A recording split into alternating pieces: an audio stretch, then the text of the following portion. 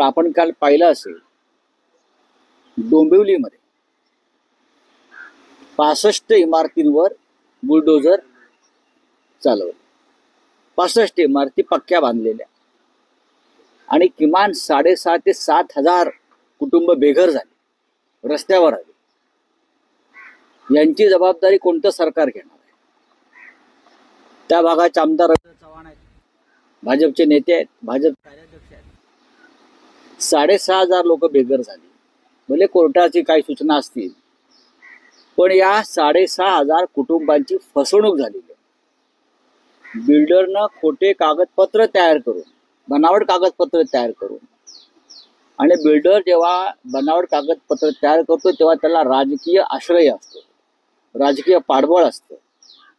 त्याने शासकीय यंत्रणा ताब्यात घेतलेली असते आणि म्हणून तो एवढ्या उंच इमारती उभा करतो आणि खोट्या बनावट कागदपत्राच्या आधारे सामान्य मध्यमवर्गीयांना विकतो.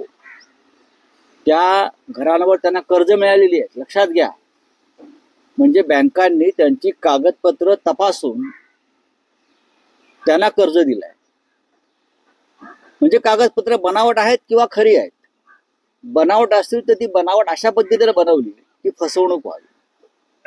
या सरकारला 6,500 कुटुंब एका क्षणात बेघर होतात, रस्त्यावर येतात. मध्यमवर्गीय कुटुंब डोंबिवली सारख्या ठिकाणी याची वेदना होत नाही, याची लाज वाटत नाही. गौतम अडाणी यांच्या प्रकल्पासाठी, हाऊसिंग प्रकल्पासाठी जेवढी मेहनत करताय तेवढी मेहनत भाजप सरकारनं किंवा जे गृहनिर्माण मंत्री आहेत, मुख्यमंत्री, त्यांनी डोंबिवलीतल्या या 6,500-7,000 गरिबांवर जर मेहरबानी केली असती तर ही लोक बेघर आणि उद्ध्वस्त झाली नसती. रवींद्र चव्हाण पळून जात आहेत. त्या भागाचे आमदार रवींद्र पवार हे पलायन करतायत. जेव्हा त्यांच्याकडे हे लोक दाद मागायला जात आहेत तेव्हा त्याला भेट देत नाहीत, पळून जात आहेत. हा काय प्रकार? या 6,500 कुटुंब ही जवळजवळ आता मरण पावलेली आहे, रस्त्यावर आहेत. तुम्ही मस्साजोगच्या सरपंचाचा विषय घेताय, त्यांना गोळ्या मारून ठार केलं या सरकारनं आणि 6,500 कुटुंबांना बुलडोझर खाली चिरडून मारलाय. डोंबिवलीच्या दोन्ही ठिकाणी मृत्यूच आहे, मरण आहे. 6,500 कुटुंबाच्या प्रकरणामध्ये कोण राजीनामा घेणार? जी कुटुंब बेघर झालेली आहेत. संतोष देशमुख प्रकरणामध्ये तुम्ही मुंड्यांचा राजीनामा मागताय. रवींद्र चव्हाण त्या भागाचे अनेक वर्ष आमदार आहेत. त्या भागाचे अनेक वर्ष आमदार रवींद्र चव्हाण आहेत ना, मग ते राजीनामा देणार आहेत का? जी 6,500 कुटुंब रस्त्यावर आली आहेत, बेघर झाली आहेत, उद्ध्वस्त झाली आहेत सर्वच बाबतीत. मग तुम्ही रवींद्र चव्हाण आणि त्या गेल्या अनेक वर्षातले तिकडले सत्ताधारी मंत्री त्यांचा राजीनामा घ्या ना. त्या जिल्ह्याचे पालकमंत्री अनेक वर्ष कोण आहे?